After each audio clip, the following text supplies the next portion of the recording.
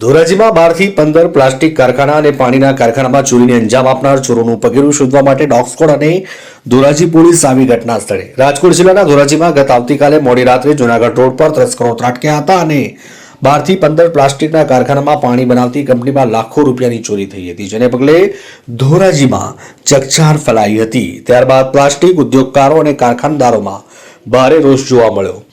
બપોરે ધોરાજીના જૂનાગઢ રોડ પર જે જગ્યાએથી અંજામ આપનાર તસ્કરોને પકડી પાડવા માટે ડોગ સ્ક્વોડની ટીમ સાથે ધોરાજી પોલીસ તંત્ર દ્વારા સીસીટીવીના આધારે પગેરું શોધવાની પ્રક્રિયા હાથ ધરવામાં આવી હતી. ધોરાજીથી અલ્પેશ ત્રિવેદીનો રિપોર્ટ.